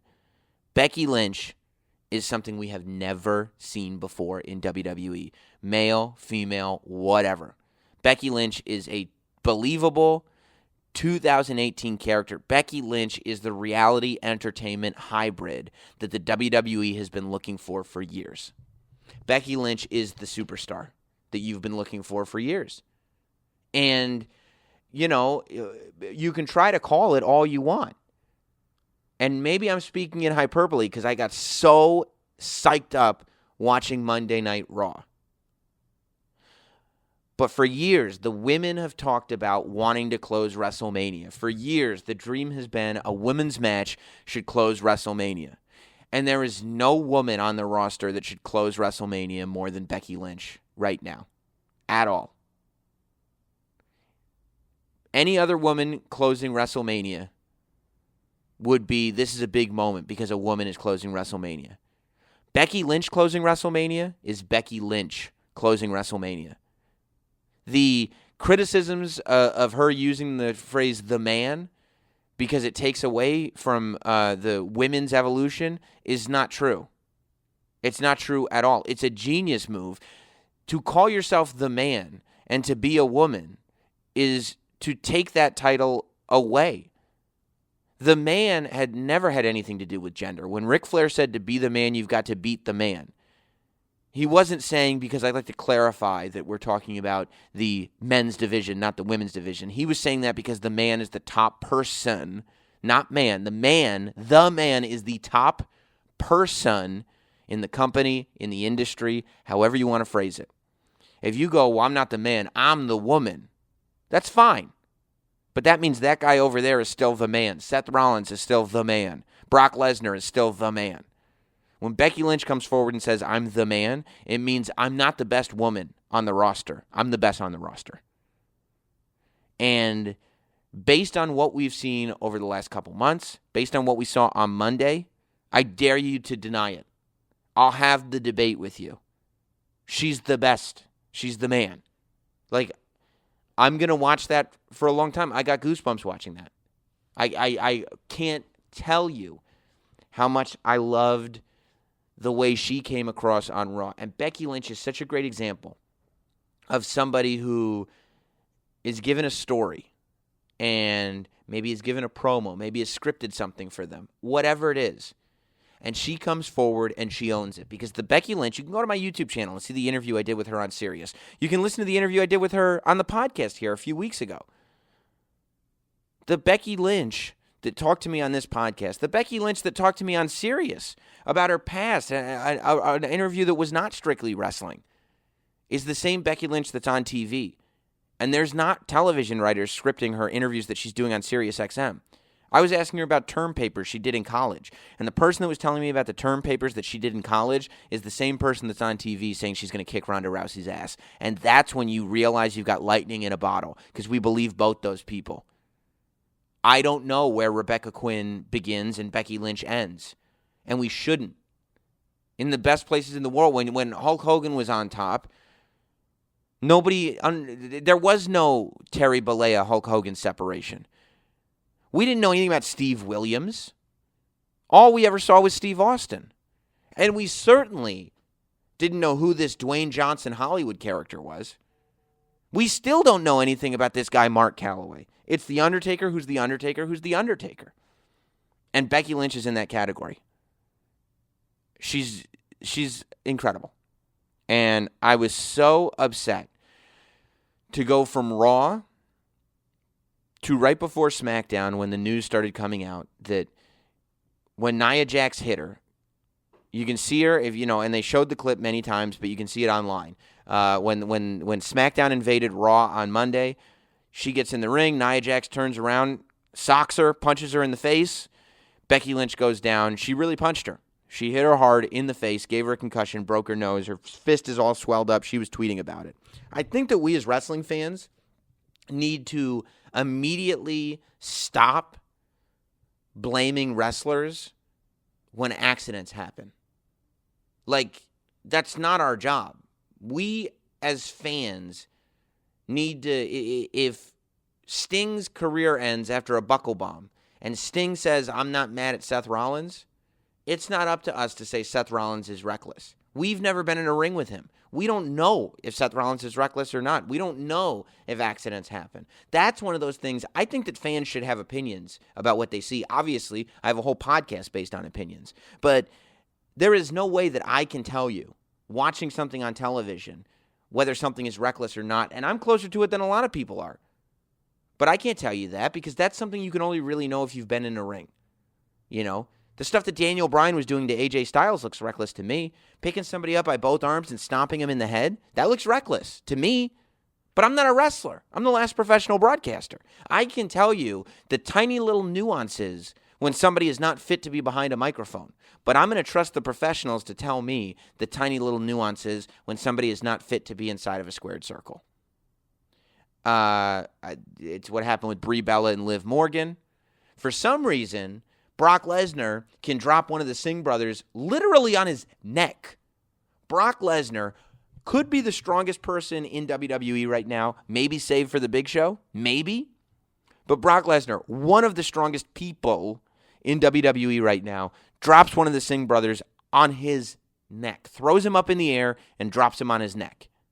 Is Brock Lesnar reckless? Well, no, that's Brock Lesnar. Okay, if the Singh brother lives to tell another story, to walk another day, then I guess Brock's not that reckless. Unless one of the Singh brothers goes, dude, that guy's reckless. I don't want to be in the ring with him. I'm going to trust him, or at least trust him enough to look into it.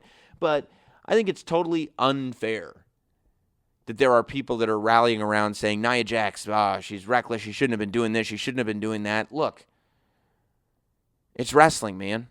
Sometimes people get punched in the face. You know, it's what happens on movie sets. You have coordinated stunt fights, and every now and then an elbow gets thrown. It happens, you know? If Becky Lynch comes on here and says to me, Sam, here's the issue. Nia Jax should not be in a ring. She's totally reckless. She should never have hit me like that. I'll go like, okay, I believe you, Becky, because you were there. But for people on Twitter to be rallying against Nia Jax now, like, come on, guys. This is like when people are the language police and we all get offended and we all get so upset about things. Like, I get it because I'm upset that Becky Lynch is not going to be at Survivor Series as well. I'm upset that we're not going to see Ronda Rousey versus Becky Lynch. But just because you're upset doesn't mean you need to find somebody to blame. And that's what's going on with Nia Jax. People are upset, and they have all this emotion, and they have to put it somewhere. So they're putting it on the woman who broke Becky Lynch's face, I would presume by accident, Nia Jax. And I don't think it's fair. I just think it's something we should all break ourselves of the habit, except in extreme cases.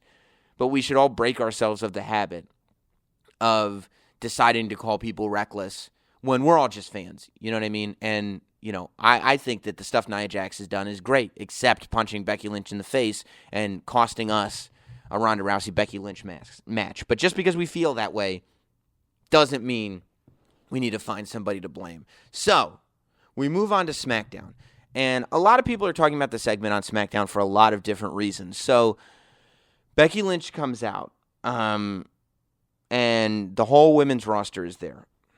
I'll tell you what I had a problem with. Some people, there were a few things that people had problems with. A lot of people that I read, thank you. A lot of people had problems with the hug between Becky and Charlotte. And I'll talk about that in a moment. I didn't like that the women's roster was applauding Becky Lynch when she came out there. Because Becky stayed in character. Becky didn't thank the fans. I mean, she said thank you after all the cheers, but she didn't slap them 5. She just came out to say, I'm going to kick Ronda Rousey's ass when I get back. In the meantime, I got to pick somebody else, right? So we're staying in character. This is the same Becky Lynch that's trashed all those women on Twitter. This is the same Becky Lynch that has asserted that she can kick all their asses. I don't think that they should be booing her, but I don't think that they should be applauding her. So when they were applauding her, I was like, what are we doing? Like, you know, if we want the women's division to be different, to be treated like the men's division, then you have to save your time for supporting each other to when it's really, really, really serious. If Becky Lynch is coming out there to announce her retirement from wrestling, then of course the women's and the men's roster should come together and applaud her and hug her and do the whole thing. But if she's just coming out to say, I'm not going to be at Survivor Series, I don't think the women should be applauding her. And because of her performance, because she said so many bad things about them, character-wise. Now, I didn't mind the hug, and I'll tell you why I didn't mind the hug. First of all, here's what I love, too.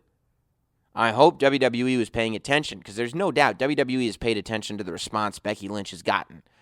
You know, WWE was criticized for not paying attention to the response that Roman Reigns got. You know, in the Attitude Era, a thing was, it felt like WWE was riding the waves that the fans created, and that was kind of disappearing. There's no doubt in my mind that the WWE rode the fans' wave for this Becky Lynch thing. Now, I hope they continue to ride waves, because when Becky Lynch was looking at each and every woman on the SmackDown women's roster, determining who was going to be the one to face Ronda Rousey, Charlotte got a lot of woos, but I don't think even Charlotte got the reaction that Asuka got. And she barely even stayed on Asuka. Becky Lynch was smart enough to know, I'm not going with Asuka. So the last thing that I need is to make a bunch of fans feel like, oh, maybe we're going to get Asuka. Like, we need to get past this. That was smart on Becky Lynch's part, but it did not curtail the sound at all. There was no doubt. in that moment that the fans wanted Asuka to be the one to take on Ronda Rousey, which I don't think now is the time for that match because Asuka has simply not been put in a position on SmackDown to be one of the top women. Hopefully coming off of Survivor Series and going towards the Royal Rumble, she'll start to rise back to that place because I think a Becky versus Asuka match, a Ronda versus Asuka match, I'm just very, very high on Asuka. So I think that WWE will hopefully, I think they should, is what I meant to say, should listen to their audience and realize that there is a desire for Asuka to return to really what she was in NXT and on the main roster leading towards WrestleMania. So I thought that was great. I had no problem with the hug between Charlotte and Becky, and I'll tell you why. Because it was clear to me, first of all, the commentators, Corey Graves, Tom Phillips, Byron Saxton, they put over the fact that Charlotte and Becky, while they just got through their blood feud, are former best friends, right? So they got over the fact that there is love between those two women, that those two women have this relationship. So I thought that was vital to the fact that there was a hug, because the idea is that even though they were just rivals, the foundation is in friendship. So I thought that was well done. And I thought that what the hug was meant to do was let the fans know that Becky wants Charlotte to take on Ronda. So there was no doubt in my mind coming off of Raw. Number one, that Becky and Ronda should headline Survivor Series. But number two, that the Staples Center would be full of people cheering Becky Lynch. That Ronda Rousey was not going into that as the fan favorite. Say what you want. Maybe it'll be a bunch of millennial men in skinny jeans and avocado toast, which, by the way, I think Ronda Rousey has to be a little careful being mean because she starts to skirt away from being a good guy a little bit. But I truly believe that Becky would have been the fan favorite going in to this match, that Becky would have been the one getting all the cheers. So the fact that the fans wanted to see the match that much, WWE was aware of it. And so they wanted Becky to embrace Charlotte so that the fans on some level could accept that even though they weren't getting the match they wanted to see, this is the match that the person they wanted to see wants to see. So that way Charlotte is not getting booed. Also, I don't think they wanted the whole Becky-Charlotte story. And the reason Becky got so popular in the beginning was based on the fact that Charlotte gets every opportunity she wants and Becky has to work for everything. So the idea that Becky goes away and now Charlotte gets another opportunity to have the Ronda Rousey match really works against Charlotte and works against people cheering for Charlotte. So the idea that Becky chose her and embraced her is letting people know that this isn't Charlotte getting another opportunity from the company. This isn't Charlotte being Roman Reigns. This is Charlotte getting an opportunity from her best friend, Becky. And that's something that we can get behind and we can applaud as fans. So that's why, to me, I was okay with the whole thing. You know, I get the criticism, but I was okay with it. And I'm going to be okay with the idea that as soon as Becky comes back, she can jump Charlotte. Dude, Ronda going on Instagram and just completely taking a big dookie on Becky Lynch was amazing. She basically, after everything Becky Lynch said, she went out and said Becky Lynch wasn't tough enough and put this whole Instagram post out about the fact that she's not going to be able to show up and I broke your face and blah, blah, blah, blah, blah, blah. And then Becky came back and said and brought up the UFC losses and how, you know, Becky's face got broken and she was back the next night and Ronda had to disappear for a year and all this stuff. Great. I love that they're continuing this. And I'll tell you this, long term, we have to have a Ronda Rousey versus Becky Lynch WrestleMania match. You got to get the title off of one of those people because one of those people has to win the Royal Rumble and one of those people has to change rosters. If it's me, I'm going to take the title off of Becky Lynch. Okay, here's what I do. I take the title off of Becky Lynch while she's out. Okay, I keep her out for 30 days. Even if she only needs to be out for 15, I keep her out for 30 days. I take the title off of her, okay? I give the title opportunity to somebody else. And at TLC, we crown a new SmackDown Women's Champion, okay? Becky returns at the Royal Rumble. Imagine the ovation. Imagine if we don't see Becky again till the Royal Rumble. Becky returns at the Royal Rumble. She wins. Charlotte, maybe, is the SmackDown Women's Champion, right? Becky wins. And now she's got to look at Ronda Rousey and Charlotte. I can't call this thing. She's got a grudge against Charlotte because Charlotte once again took her spot. But guess what? We never got the Ronda match. And Becky goes, Charlotte, I'll be back for you. Ronda, I want you at WrestleMania. Dude, this can turn out really, really well. Now, we're getting the Charlotte-Ronda Rousey dream match at Survivor Series. And I'll tell you, I think it'll be a great match. I think it's a fine time to have it. And I think that this means you have to do the Becky-Ronda match at WrestleMania for the Raw Women's Championship. No Cyborg, no Charlotte rematch, no Paige Van Zant, no anything.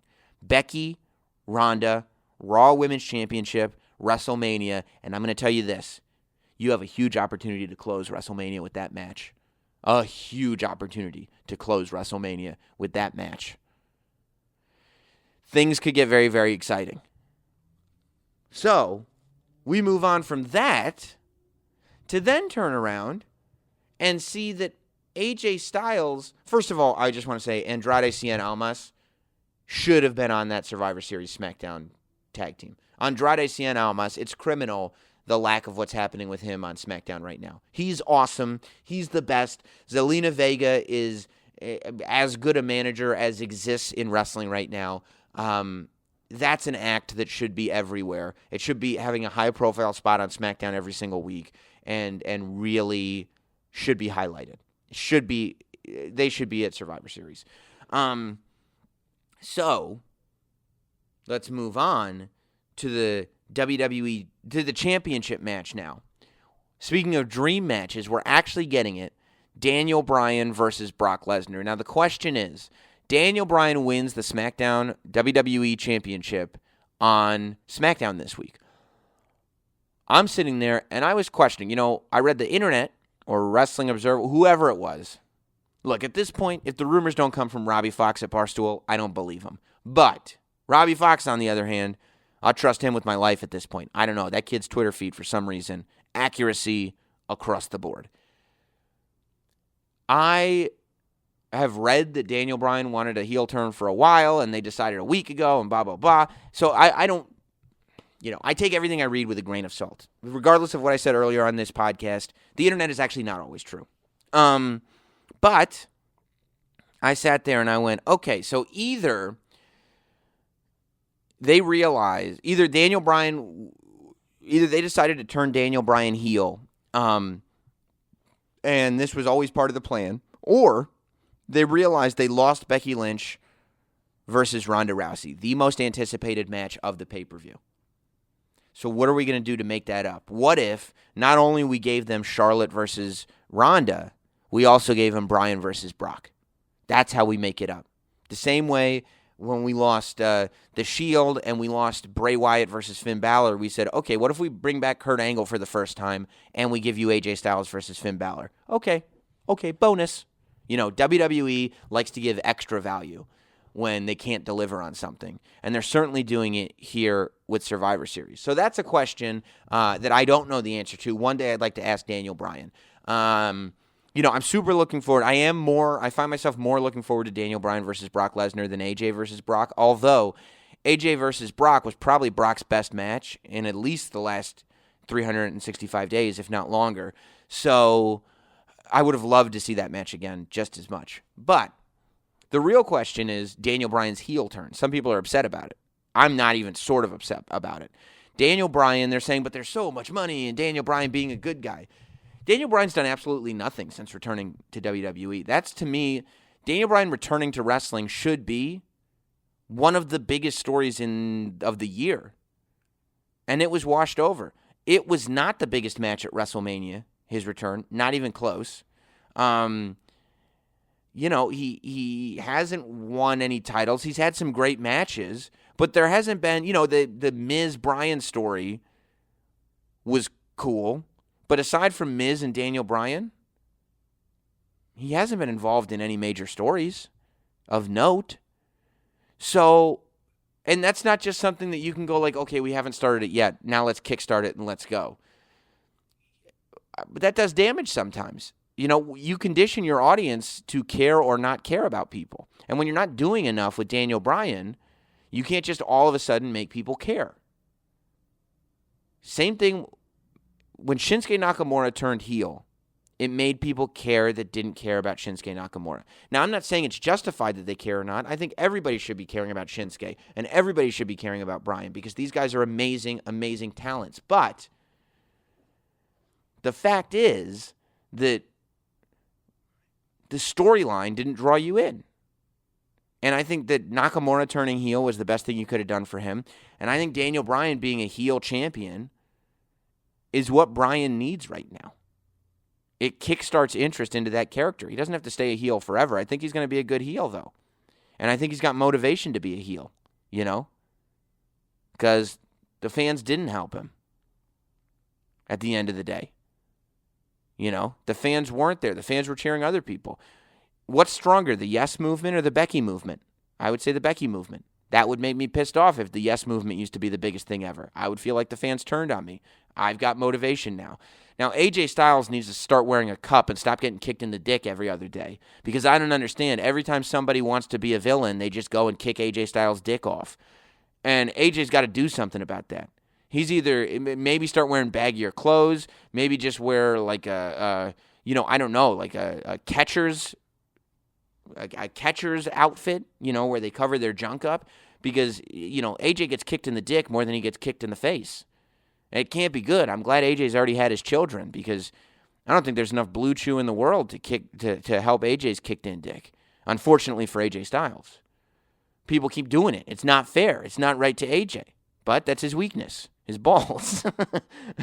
But yeah, so I'm glad that Daniel Bryan's a heel. And I think that it's going to help the character. And I'm looking forward to seeing what he does with Brock Lesnar at Survivor Series. It's going to be a hell of a show. Thank you all for joining me. Maybe I'll do another bonus Survivor Series podcast. At this point, maybe if I have time over the weekend, I'll be on the NXT kickoff show for TakeOver. I'm sure I'll be doing something with Survivor Series. So if I have time, maybe I'll throw you a little extra audio or something like that. Don't forget to subscribe on Patreon, patreon.com/NotSamWrestling. Become a shill today, and we'll see you next week here on Not Sam Wrestling. Thanks for listening. Follow at Not Sam on Twitter, Instagram, Facebook, and YouTube. Rate, review, and subscribe. This has been Not Sam Wrestling. Not Sam.